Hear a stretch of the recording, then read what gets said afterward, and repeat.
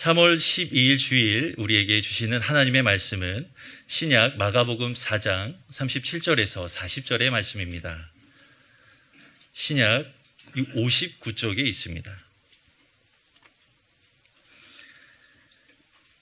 하나님의 거룩하신 말씀을 제가 대신하여 봉독하겠습니다. 큰 광풍이 일어나며 물결이 배에 부딪혀 들어와 배에 가득하게 되었더라. 예수께서는 고물에서 베개를 베고 주무시더니 제자들이 깨우며 이르되 선생님이여 우리가 죽게 된 것을 돌보지 아니하시나이까 하니 예수께서 깨어 바람을 꾸짖으시며 바다더러 이르시되 잠잠하라 고요하라 하시니 바람이 그치고 아주 잔잔하여지더라. 이에 제자들에게 이르시되 어찌하여 이렇게 무서워하느냐 너희가 어찌 믿음이 없느냐 하시니 아멘. 주의 말씀은 내 발의 등이요 내 길의 빛이니이다. 아멘. 한 청년이 저에게 물었습니다. 목사님, 하나님은 진짜 살아계시나요? 근데 왜 저희 기도에 침묵하시죠? 오랫동안 병 고침을 위해서 부모님의 병을 고쳐달라고 기도했던 청년의 질문이었습니다. 대부분 사람들이 하나님의 침묵을 경험하면 의심과 불신앙의 유혹에 빠질 수 있습니다. 왜냐하면 모든 사람들은 이 세상을 살아가면서 세상의 모든 온갖 질문들과 씨름하고 그렇게 얻은 답을 가지고 자신의 삶을 받아들이고 살아가는 에너지를 얻기 때문입니다. 오늘 본문의 제자들은 두려워합니다. 어부였던 제자들은 경험상 이러한 바다의 상태는 곧 죽음을 의미하는 것을 직감했습니다. 37절에 그 상황들을 묘사합니다. 읽어볼까요? 큰 광풍이 일어나며 물결이 배에 부딪혀 들어와 배에 가득하게 되었더라. 광풍은 말 그대로 미친 바람입니다. 작은 광풍이 아니라 큰 미친 바람이 부는 거죠. 저도 예전에 배를 타고 가다가 작은 폭풍을 경험한 적이 있습니다. 제가 지금까지 경험한 어떤 종류의 공포보다 더 무서웠습니다. 너무너무 맑고 정말 이렇게 파란 물감을 하늘에 그어놓은 것처럼 아름답고 그런 바다가 순식간에 정말 시커멓게 변하고 하늘이 시커멓게 변하고 모든 물들이 짙은 회색과 검은 기둥과 칼날이 되어 배로 다가올 때 불과 10분 전만 해도 멀쩡하던 바다가 변화되는 것을 보면서 공포에 떨었던 그 기억은 잊을 수가 없습니다. 너무너무 무서웠어요. 아주 미친 바람, 큰 광풍, 물결에 부딪혀 오늘 본문은 배에 가득하게 되었다는 것은 이미 그 노을과 엄청난 바다로 인해 그 물결로 인해 배는 침몰 직전에 있었음을 말합니다. 우리의 삶도 때론 미친 바람이 붑니다. 광풍이 붑니다. 주변에 평온하고 아름다웠던 풍경이 갑자기 일순간 삶을 위협하는 짐승이 되어 칼날이 되어 우리 인생이란 배에 죽음의 물이 가득 차 어찌할 바를 모를 때가 우리도 있었고 있습니다. 오늘 곁에 계신 주님 때문에 두려움 없이, 곁에 계신 주님 때문에 두려움 없이라는 제목으로 풍랑 속에서도 우리와 함께 하시는 주님을 생각해보는 시간을 가지려고 합니다. 지난 첫 주에 제가 침묵 가운데 함께 계시는 주님을 생각했다면 오늘은 우리의 삶 가운데 어려움이 닥칠 때 계시는 주님에 대해서 성경 속 의미를 찾아보려고 합니다. 첫 번째입니다. 우리 곁에 계시다는 것은 즉 안전과 보호를 의미한다는 것입니다. 제자들은 두려움에 사로잡혔습니다. 일단 배 안에 차 올라오는 물들을 밖으로 퍼내기 위해 최선을 다했습니다. 그러다가 배에서 자고 계신 예수님을 보았습니다. 본문을 계속 읽어보면 마태복음에도 그랬고 누가복음에도 그랬고 오늘 본문인 마가복음에도 보면 이 사건이 일어나기 전에 예수님의 스케줄이 굉장히 연예인 스케줄 저리 가라 할 만큼 힘들고 피곤했던 것 같아요. 그래서 예수님이 제자들에게 먼저 제안을 합니다. 사람들이 없는 저 건너편으로 좀 가자. 그래서 배를 타신 것입니다. 사람들이 너무 많이 몰려와서 병을 고치는 역사가 일어나고 귀신이 쫓겨나는 역사가 일어나니까 너무 많은 사람들이 오는 거예요. 근데 육신의 몸을 가지신 예수님이 이 스케줄과 피곤함을 감당하지 못해서 제자들에게 저 건너편으로 건너가자라고 제안하셔서 제자들은 배에 타게 됐고, 예수님은 배에 가자마자 드러누워 주무시기 시작했다는 거죠. 여기서 말하는 배의 고물, 되게 피곤하셨다는 거죠. 그러니까 막 폭풍이 치고 난리가 쳐도 주님은 정말 고온하게 주무셨다는 것입니다. 오늘 38절을 보시면 예수께서 고물에서 배를 베고 주무시더니, 이제 고물이라는 말은 배나 선박을 사용하는 사람들에게 쓰는 말인데 요즘에는 저 말을 잘 쓰지 않습니다. 배가 이렇게 있으면 여기가 배의 앞부분이라면 배의 고물이라는 것은 배의 가장 끝부분을 의미합니다. 사실 배가 얼마나 큰 크기인지는 모르겠지만 배 뒤편에 끝에 부분이 그래요. 얼마나 넓었는지, 얼마나 좋은 배를 탔는지는 모르겠지만 거기에 베개를 베고 누우셔서 주무시고 계셨다는 것은 누가 봐도 굉장히 위태로운 상황이었음을 분명합니다. 제자들이 열심히 물을 퍼내고 있는데 예수님은 아랑곳 없이 배 뒤편에서 자고 계신 모습들을 제자들이 봅니다. 긴박한 상황에서 너무나 태평하게 주무시는 예수님이 시야에 들어왔을 때 제자들이 느꼈던 감정은 굉장히 당황스러움이었습니다. 저나 여러분 한때는 특별히 저 같은 경우는 주님 왜 이런 상황에서 내 인생이란 뱃머리 아니 가장 뒷자리에서 그냥 편하게 주무시고만 계신지 따져 물은 적이 있었습니다. 뭔가를 딱 한번 해주셔야 되는 타이밍인데 왜 그 일만 유보하시는지 하나님께 주먹으로 바닥을 치면서 기도하면서 항의한 적이 있습니다. 나중에 지나가고 나서 깊으신 하나님의 뜻을 깨달았지만 당신은 참 힘들었습니다. 영혼의 어두운 밤을 경험해야 했습니다. 지금 인생의 풍랑이 있습니다. 나를 움츠러들게 하는 위협과 아픔이 있지요.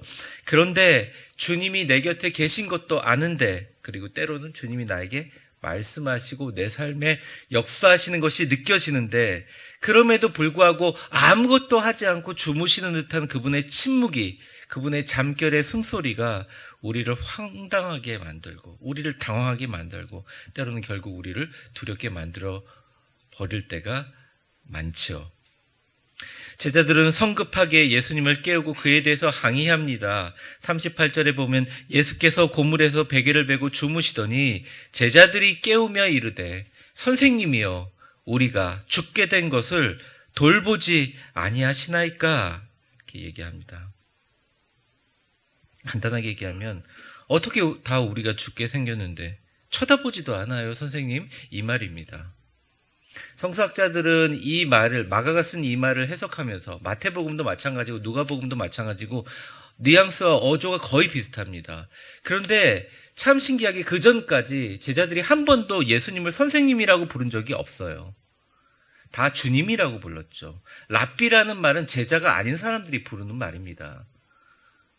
그런데 다급하니까 그들의 입속에서 나온 말은 천지를 창조하신 주님이 아니라 그냥 선생님이었던 거죠. 뭐라도 해야 되는 거 아니냐. 물론 제자들이 예수님을 깨운 것은 참 잘한 일입니다. 그들의 아주 탁월한 선택이었다고 생각해요. 하지만 그들의 태도는 믿음을 전혀 보여주지 않았습니다. 하나님의 아들이시고 그동안 모든 병을 고쳐주셨으며 5,000명의 어린이 한 명의 도시락으로 먹이셨던 능력의 주님에 대한 기대와 흥분이 아니라 지금 이 상황 뭐라도 해야 되는 거 아니냐는 원망의 뉘앙스입니다. 평안할 때와 달리 극도의 어려움에서 우리는 주님을 급하게 찾습니다. 그 찾음 가운데 때로는 우리는 전능하신 하나님이 주님이시라는 그 존중을 잃어버릴 때가 많습니다. 큰 기대와 확신과 소망이 아닌 다급함으로 내가 할 수 있는 모든 노력은 다 해보고 최후에 무엇이나 지푸라기나 하나 잡아보려고 하나님의 아들인 예수님을 깨울 때가 있습니다. 주님은 이 태도를 믿음이 없다, 오늘 본문에서 이야기합니다. 야단치는 게 아니라 그냥 믿음이 없다라는 것으로 규정하십니다. 예수님은 이 부분에 대해서 계속 마가복음에서 일관적으로 이야기하십니다. 그 다음 장 9장에 보면 귀신 들린 아들을 고쳐달라고 온 아버지의 태도에서 예수님은 아주 분명하게 이 부분에서 언급을 합니다. 마가복음 9장 22절에서 24절에 보면 그러나 무엇을 하실 수 있거든 우리를 불쌍히 해서, 우리는 아들과 아버지를 얘기합니다. 도와주시옵소서 얘기했을 때 예수께서 이야기합니다. 그 다음 절,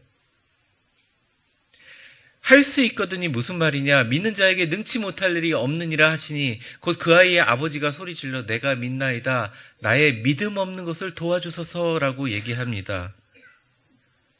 믿음의 기도는 우리를 불쌍히 여겨 달라고 호소를 하거나 때로는 왜 가만히 주무시고 계시냐고 하나님께 항의하는 것을 넘어서는 어떠한 것입니다. 큰 믿음으로 주님은 능치 못할 일이 없음을 믿습니다. 그 전까지 내가 했던 모든 기도는 믿음이 없었음을 불쌍히 여겨 주십시오. 내가 믿나이다. 내가 믿음이 없는 것을 도와주십시오. 주님은 능히 하지 못할 일이 없습니다. 소망과 기대로 고백하는 것입니다. 제자들이 잘못했다고 생각하고 싶지는 않습니다. 풍랑 가운데 당황하면 주님을 선생님으로 찾을 수도 있고 주님이 어떠하신 분인 걸 잊어버릴 수도 있다고 생각해요. 하지만 이러한 경험을 통해서 우리는 앞으로 인생을 살아갈 때 배워야 됩니다. 우리의 어려움 가운데 내가 부르는 주님은 능치 못할 일이 없는 위대하신 주님을 기억해야 되고 그 부분에 인정하고 선포로 고백할 때 이게 진짜의 믿음임을 주님은 우리에게 이야기하고 계신다는 겁니다. 옆 사람 웃으면서 한번 축복해 보겠습니다. 이렇게 축복해 보겠습니다. 당신의 삶에, 좀 크게 해보세요. 당신의 삶에 주님이 능치 못할 일이 전혀 없음을 믿으시기 바랍니다. 이거 믿지 않고 신앙을 가졌다고 이야기하기에는 우리 성경은 너무나 분명하게 나와 있습니다. 주님은 능치 못할 일이 없는 분입니다. 실패할 수 있습니다. 응답이 거절될 수도 있습니다. 하지만 우리는 끝까지 죽을 때까지 파이터여야 합니다. 한 번의 싸움도 뒤로 물러서서는 안 됩니다. 그 싸움은 믿음의 싸움이며 우리의 삶에 주님이 능치 못할 일이 없음을 믿으시는 저와 여러분 되시기를 주의 이름으로 축원합니다. 주님이 우리 곁에 있다고 믿는다는 것은 인식하고 인정하는 것에서 머무는 것이 아닙니다. 그분이 때로는 내 곁에 계시고 때로는 침묵하시고 때로는 저 멀리 뒤태운에서 주무시고 같은 침묵과 단절이 있더라도 그분이 배에 타고 있다는 존재 자체가 우리의 안전과 보호와 치유와 회복임을 감사하고 기대하며 삶으로 보여주는 것, 그게 바로 주님 앞에 진짜 믿음이라는 거죠. 주님은 그것을 믿음이라고 생각하는 거죠. 그 믿음대로 될 것이다. 오늘 주님은 제자들에게 질문합니다. 반문이죠. 정확하게 말하면. 왜 너희들은 믿음이 없니? 믿음을 가져라. 주님은 장잔하거나 풍랑이 일거나 언제나 우리의 인생의 배에 탑승하고 계십니다. 단 한 번도 내리신 적이 없어요. 우리 곁에 가까이 계신 그분만으로 우리는 담대해야 됩니다. 그러므로 그분이 우리 곁에 계시다는 것은 즉 안전과 보호를 의미합니다. 두 번째, 오늘 본문에서 이야기하는 내용들은 두려움을 걷어내면 나를 사랑하는 주님이 보인다는 것입니다. 39절을 한번 같이 읽어보겠습니다. 같이 읽겠습니다. 시작. 예수께서 깨어 바람을 꾸짖으시며 바다더러 이르시되 잠잠하라 고요하라 하시니 바람이 그치고 아주 잔잔하여 지더라. 간단합니다. 주님이 깨어 일어나서 상황을 그냥 정리해 버리셔요. 미친 바람이 그치고 바다는 잔잔했습니다. 또한 두려움에 휩싸였던 제자들의 마음속의 풍랑과 미친 바람도 거센 노을도 잠잠해졌습니다. 두려움은 우리를 병들게 합니다. 얼마 전 심리학 책 책들을 읽기 시작하면서 요즘에 기독교 고전서와 심리학 책들을 읽고 있는데 제가 읽으면서 굉장히 많이 느끼는 것은 대부분의 사람들이 정신적인 어려움이 있어서 또 상담을 요청할 때 외부적인 문제 때문에 내가 압박을 받고 있다고 상담사에게 이야기하지만 결국 상담사랑 이야기하면서 자기가 내놓는 모든 주제들은 자신 내면 안에 있는 두려움이라는 거죠. 두려움은 우리를 병들게 합니다. 몸과 마음을 망가뜨려요. 삶의 의미를 잃어버리게 만듭니다. 가치의 밸런스들을 흔들어 버리고요. 잘못된 결정을 쉽게 하게 만듭니다. 하지만 오늘 성경에서 이야기하는 두려움의 가장 큰 해악은 우리 곁에 계신 주님이 어떠한 분인가를 순간 잊어버리게 만들어 버립니다. 평온하고 별다른 일이 없을 때 그저 내 곁에 계신 주님을 인정하고 살아가서 그럴듯한 신앙인으로 보입니다. 하지만 때로는 풍랑이 있고 어려움이 있고 시험이 닥치고 미친 바람이 불 때 우리는 우리 곁에 계신 주님의 존재를 잊어버린다는 것이죠. 두려움은 주님이 지금까지 여기에 우리를 인도하면서 베푸신 은혜와 기적과 놀라운 일들을 까맣게 잊어버리게 만들며 우리의 믿음의 밑바닥을 드러나게 보입니다. 제자들은 예수님을 하나님의 아들로 모셨지만 풍랑과 너울이 주님보다 더 훨씬 크게 보이는 두려움에 사로잡혔다는 것이죠. 사실 이때 오히려 주님께 더 기도하고 더 나아가고 더 기도로 교회로 말씀으로 봉사로 눈물로 더 소망으로 믿음으로 나아가야 될 때 우리는 전진을 멈추게 됩니다. 그래서 믿음의 반대말은 불신앙이 아니라 신자들에게는 두려움입니다. 오늘 본문 마지막 절 40절을 우리 같이 한번 읽어보겠습니다. 같이 읽겠습니다. 시작. 이에 제자들에게 이르시되 어찌하여 이렇게 무서워하느냐 너희가 어찌 믿음이 없느냐. 네. 이 어조는 꾸짖는 것 같습니다. 많은 사람이 이 본문을 읽으며 꾸짖는 것처럼 느껴지는 것은 바로 앞에 있는 39절 때문이죠. 39절에 보면 예수께서 깨어 바람을 꾸짖으시며 라고 얘기하고 잠잠하라 조용하라 그러면서 야단치십니다. 그리고 바람이 그치고 잔잔하게 됩니다. 곤히 자다가 깨어나서 바다를 향해서 버럭 꾸짖으시고 더불어 이어서 자신을 깨운 제자들에게 왜 이런 하찮은 일 때문에 나를 깨웠냐고, 이리 믿음이 없어서 어떡하겠냐고 이런 식으로 본문을 받아들일 수 있습니다. 그건 잘못된 것입니다. 바람과 바다를 향해서는 꾸짖으셨지만 제자들에게는 그런 게 아니에요. 헬라어 원문을 읽어보면 더더욱 그렇지 않습니다. 어찌하여 이렇게 무서워하니? 너희가 어떻게 나에 대한 믿음이 그렇게 없었니? 라고 하는 되게 안타까운 탄식의 어조이며 사랑이 가득한 슬픔과 애틋함이 들어있는 어조입니다. 예를 들면 부모가 자녀를 위하여 안타까움과 사랑과 가슴 태움에 이야기하는 것을 젊었을 때 자녀들은 잔소리나 아니면 야단으로 받을 수 있지만 나중에 그들이 커서 부모가 되면 그때 알게 됩니다. 그때 부모님이 하신 말씀이 진짜 사랑이고 진짜 애틋한 사랑임을 말이죠. 어쩌면 우리는 삶의 엄청난 풍랑의 크기에 압도되어 내 삶의 배에 탑승하고 계시는 예수님이 어떠한 사랑의 분인지, 어떠한 능력의 분인지 잊으시지는 않았는지 돌아봅니다. 그분이 우리를 위해서 죽으셨고 십자가에 달리셨고 우리를 너무너무 사랑하셨다는 것을 기억하는 40일을 보내고 있으며 그 십자가의 보혈이 우리 가운데 흐를 때 우리를 위해서 지금도 말할 수 없는 탄식으로 기도하고 계시는 분인데 그럼에도 불구하고 어려운 일이 생길 때마다 두려움에 압도돼요.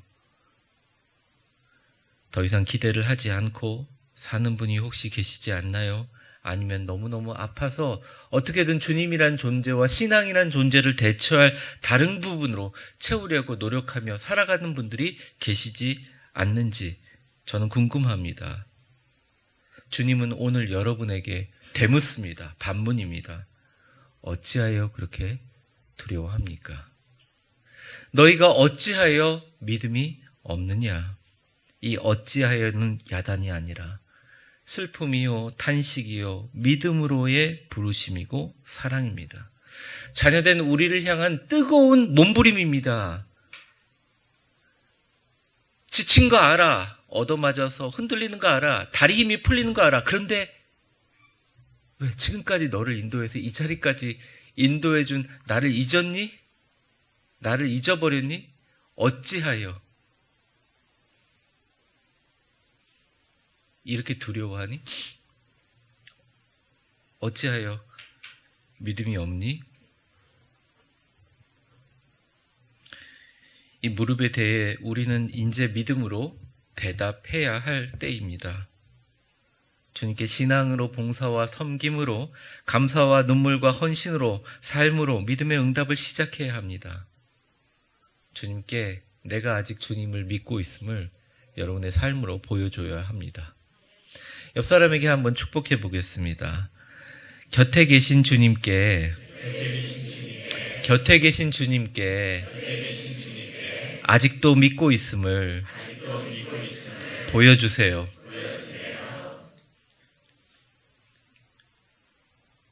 손뼉도 이렇게 딱 마주쳐야 되잖아요.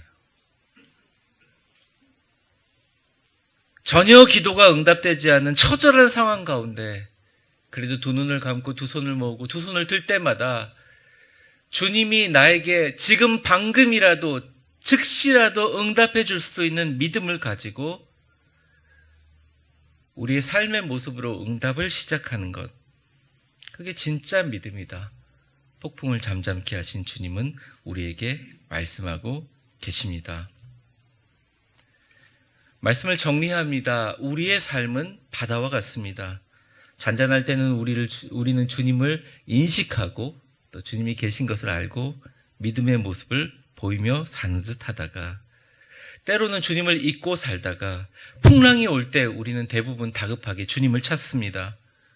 하지만 이제부터는 좀 더 큰 믿음과 확신과 기대와 담대함으로 내가 찾는 주님, 내게 능력 주시는 자 안에서 내가 능치 못할 일이 없는 위대하신 주님을 제대로 찾으시기를 주의 이름으로 축원합니다. 배가 흔들리고 내 삶의 인생에 죽음의 물이 차올라도 그래도 배 뒤편 고물에 주무시고 계신 예수님께 시선을 고정하세요. 절대 주님이 승선하고 있는 우리의 인생의 배는 파손하지 않습니다. 안전합니다. 나 때문이 아니라 주님 때문입니다. 그분의 내 곁이 계심이 바로 안전과 보호라는 것이죠. 엘리베이터에 탔는데 제가 볼 땐 그 강아지가 치와와 같아요. 치와와 같은데 저를 보더니 으르렁거리고 막 너무 무서워서 치와한테 물리면 어떡하나 싶어가지고 사이드로 있는데 이제 계속 얘가 왜 이런지 몰라요. 그래서 엘리베이터 내리면서 치와를 딱 내려놨는데 제가 순간 깜짝 놀랐어요. 내가 치와와랑 마주 섰구나. 내리면서 치와와가 제 벽. 순간 딱 당황했는데 주인 손에 딱 내려놓으니까 싹 꼬리를 물고 주인한테 가더라고요. 치와와의 담대함은 어디서 있었을까? 나랑 땅바닥에서 맞짱을 뜨면 치와와가 이길 욕심으로 나를 위협했을까? 그렇지는 않은 것 같습니다. 우리가 담대해봐야 얼마나 담대하고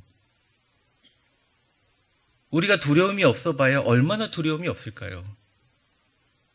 그런 것 갖고 신앙생활을 할 수가 없습니다. 이길 수도 없고요. 마귀는 우리보다 1000배나 더 똑똑해요. 머리가 기가 막혀요.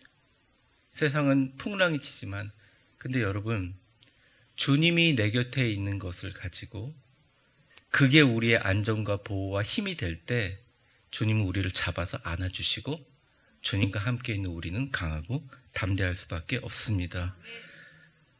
아무리 풍랑이 크게 압도되더라도 절대 나와 승선하신 분의 존재를 평가절하하지 마세요. 전능하시고 송림빌딩, 아직 우리 좁은 마음, 우리의 좁은 생각의 지평에 가둘 수 없는 분, 시간과 역사를 초월하신 주관자, 우리의 삶의 선장, 우주의 창조자, 어떤 피조물도 영적 존재도 바다와 파도도 우리의 삶을 위협하는 어떠한 것도 우리를 사랑하시는 그분이 누워 계신 배를 건드리지 못합니다. 이젠 주님이 나와 함께 승선하심에 대한 가치를 더 존중하고 경외하고 있다는 것을 삶으로 보여주시고 이 응답과 믿음으로 말과 행동으로 주님 앞에 나아가시기를 주의 이름으로 축원합니다. 그러면 순간 소음 차단을 한 헤드폰을 귀에다 낀 것처럼 나를 둘러싼 모든 미친 바람 소리와 폭풍과 두려움이 잠잠해지고 고요해질 것입니다. 주님만 보일 겁니다. 이 사순절 십자가에 나를 위해서 죽으신 그 사랑의 피가 내게 더 선명해질 것입니다. 이 사순절에 내 곁에 계신 주님 때문에 두려움 없이 평안하고 기쁨이 넘치시기를 주의 이름으로 축원합니다. 주님은 여러분 곁에 살아 계십니다. 주님이 나와 함께 계시니 두렵지 않습니다. 폭풍 속에 그것만 생각하세요. 기도하겠습니다. 이 시간 우리 두 눈을 감으시고 두 손을 모으시고 아주 간단하게 한 가지 문장으로 우리 같이 기도하려고 합니다. 주님께서 나와 함께 계시니 나는 두렵지 않습니다. 나 때문이 아니라 주님이 계시기 때문입니다. 그 큰 기대와 소망으로 이제부터는 순간순간 주님과 함께 내 인생 항해하게 하여 주시옵소서. 주여 한번 부르고 같이 통성으로 기도하겠습니다. 주여, 주님께서 나와 함께 계시니 나는 두려워하지 않습니다. 큰 기대와 소망으로 이젠 주님과 함께 내 인생 항해하게 하여 주시옵소서. 내 곁에 살아계신 주님, 폭풍 속에서 주님만 봅니다. 두려움 없이 평안하게 기쁨이 넘치게 주님을 바라봅니다. 주여, 주님을 바라봅니다. 어찌하여 이렇게 무서워하느냐? 무서워하지 말라. 어찌하여 너희가 믿음이 없느냐? 다시 한번 나를 바라보지 않겠니? 선생님이여, 우리가 죽게 된 것을 돌아보지 않습니까? 아니다.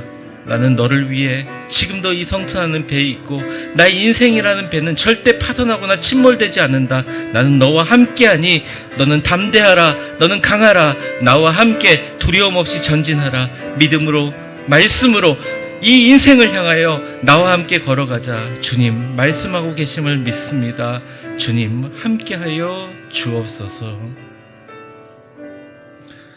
은혜로우신 하나님, 주님이 깨어 일어나 미친 바람이 그치고 바다가 잔잔해지고 두려움에 쌓인 제자들의 마음속에 미친 바람과 거센 풍랑도 잠잠해진 줄 믿습니다.